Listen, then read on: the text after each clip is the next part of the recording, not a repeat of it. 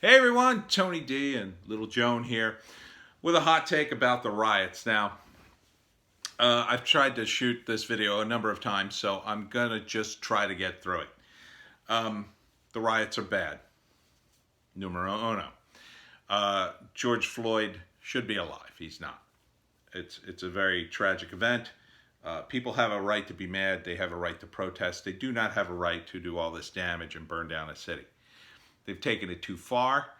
The government has been called in, and they will eventually crack it down. These protesters think they're going to the suburbs to burn the houses of suburbanites like yours truly. Oh, you're not. You're not. Because I'll tell you, my friends and neighbors here, we'd band together and you wouldn't get 10 feet down the road. So your mob tactics may work, Antifa, in places like Minnesota, places like Philadelphia, New York, where, if you get too many people riled up, light a few police cars on fire, at first, you're going to win that. You ain't going to win it forever. And a lot of people are going to get hurt, and a lot of people are going to go to jail, and a lot of lives are going to be ruined. Ironically, a lot of people will go to prison. And in prison, you will suddenly drop all your woke ideas. I think Antifa is behind a lot of this nonsense. I also think Antifa is probably being manipulated behind the scenes. Tim Pool's did a great report on some of the staged rioting. A mysterious load of bricks was dropped off in a place in, I believe, Dallas. There was a guy in Minneapolis who showed up in a gas mask with an umbrella and smashed windows and then walked away. There were a couple of other incidents like that. There was a guy who claimed to be working for CNN, but he appeared to be some sort of undercover police officer.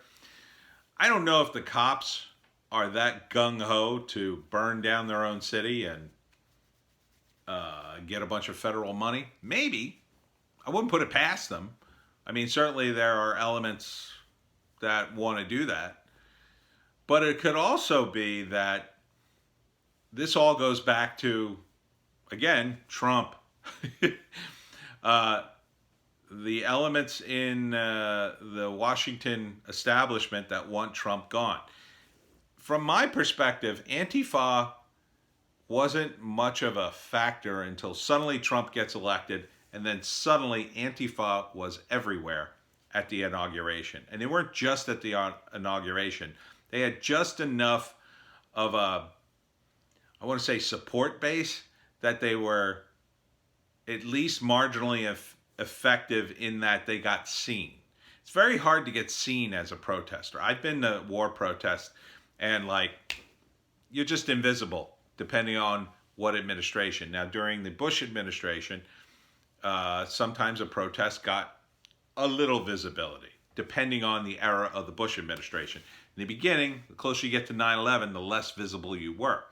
As you get away from 9/11 and get into the Iraqi invasion and beyond, and things start to sour, then you get to start to see the protesters of the war.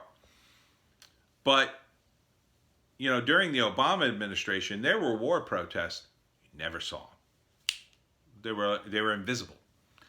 It was nearly impossible to get any kind of coverage. I tried to do a charity event for antiwar.com, and I couldn't get any of the local media outlets to cover it. They just didn't care. It just wasn't news to them. So I find it very odd that Antifa became instantly high profile during the Trump administration, right at the beginning. And they've sort of been in the mix ever since. Now, they haven't always been sort of the center of it all, but this is a perfect opportunity for them. They can exacerbate a bad problem. So if you have a protest, even if it's a peaceful protest, like, no war, U.S. out of everywhere. And you have a handful of guys who smash windows, light fires, throw firecrackers, incite the cops. It doesn't take much for them to ruin the protest and goad the cops into overreacting. And there seems to be a huge like element that wants to goad a reaction. For the most part, the cops seem to be almost a little too restrained. I mean, they burned down 3 police precincts in Minnesota or in Minneapolis. I don't think the cops should have left. I think they should have stood their ground. I think if they had stood their ground, they might have ended up killing a few of these attackers, but I don't think you would have you would condemn a group of cops who were defending a building and they were throwing firebombs at them if they shot a few people. I don't think you would condemn them for that. I condemn the George Floyd killing, but I also condemn the burning down of police stations. This is not Germany during World War II. It's not. It's not anywhere close to that. I do think it's karmic justice that they also attacked the CNN Center, although I disagree with that. That they attack it shows you what Antifa's motto has been since the beginning. Liberals get the bullet too. That's their motto, not mine. I disagree with that. I disagree with all violence. Thank you. Except the self-defense guy. So I think this has gone on too far. But I do think the Antifa members, because they have no hierarchy, are easy to be manipulated. They could be being manipulated by the GOP through their intermediaries. It might be the Democrats or both. There might be 2 factions. Imagine 2 factions in the deep state. Like there are 2 voting blocks, right? There are Democratic CIA agents and Republican CIA agents, and they hate each other. And they're trying to each push their guys ahead. Because the more they can push their guys ahead, the more promotions they get, the more budgets they would get.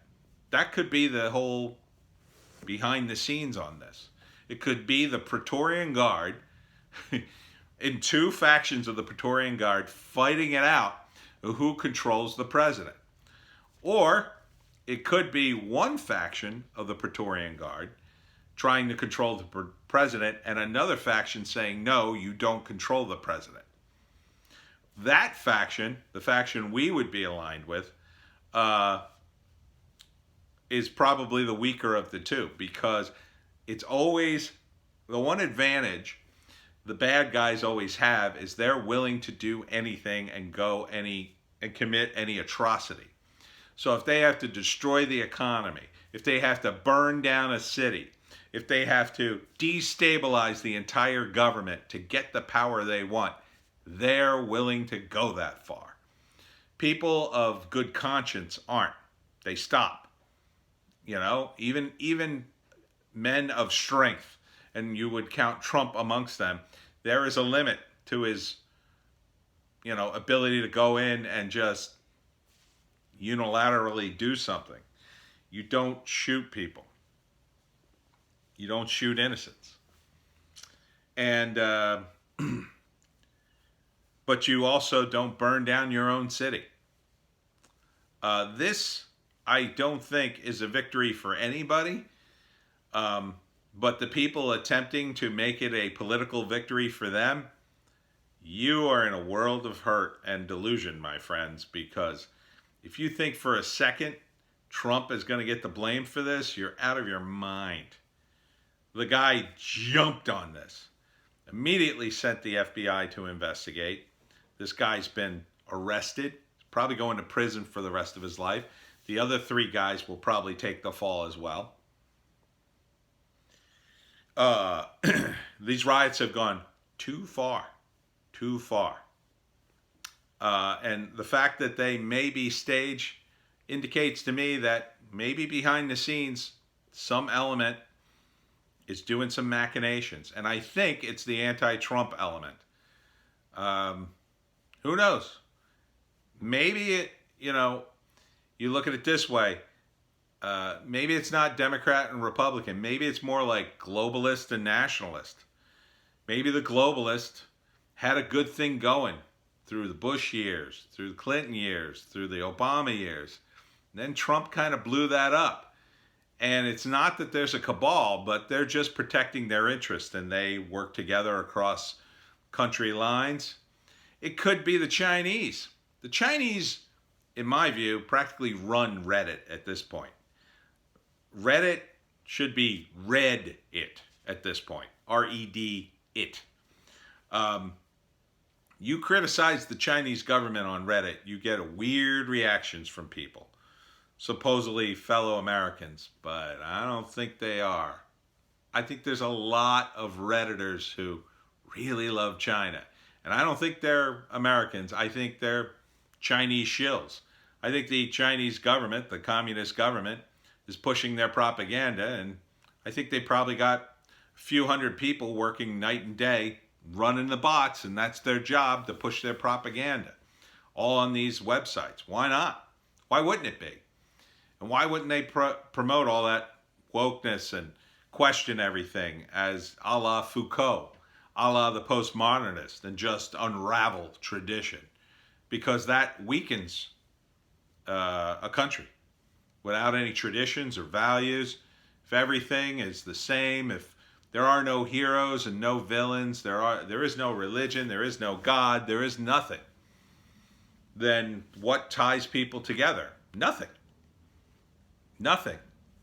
And society just unravels, as it's doing tonight in cities across America.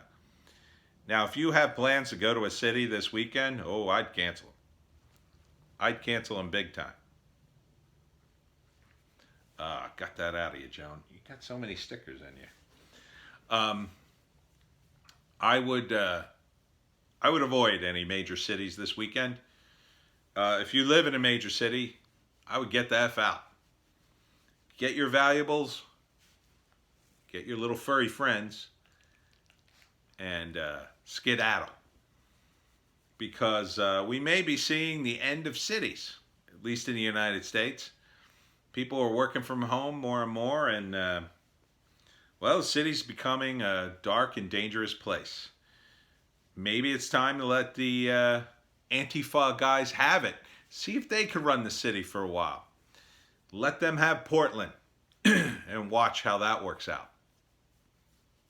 And when they're living in a cesspool of their own filth and they put their hand out to the federal government, we can say, well, we'll give you some money, but we have some conditions. Maybe that will bring them in line. I kind of doubt it. I kind of think what's going to happen is, New Jersey has already designated Antifa as a terrorist organization in the state of New Jersey, which I was surprised. I was surprised they'd make such a bold statement. I think that's going to be happening, domestically. I think Trump will eventually do that. I don't think it's going to matter. I think they'll just rename themselves. And then continue to, pretend like they're not Antifa. I think a lot of college kids are going to jail in the next few days. And they're going to have serious records. Joan, don't rub your butt on the carpet. That's bad. That's bad. Don't do that. Set her down for a second. Ironically, some of these people would go to prison where they might have to be in prison gangs in order to survive, where they might actually become, those bad guys from Germany, and get their symbols tattooed all over their bodies in order to join said prison gangs because they're white college students. Wouldn't that be ironic? And sad. These riots have to stop. And the army going in, that's going to be bad. Because the army's going to say, go back in your house. We'll handle it. Anyone on the street past a certain hour, well, kablamo. Or you're going to be arrested. You'll be lucky to be arrested. I mean, once you send the army in, those guys don't mess around. It's going to be ugly. And if this is a manipulation to destabilize the United States, well, it's what the CIA did in third world countries. They polarized and polarized and polarized. They support both sides of the spectrum, and whichever one wins, well, they say, hey, remember us? We're the United States. We're the guys who sent you the guns. Oh, yeah. Oh, you're our friend. Okay, you could stay in power, buddy. Maybe that's what we're seeing here. Maybe we're seeing some kind of coup. Or is it the next American Civil War? Hey, it's time for another prediction and another video.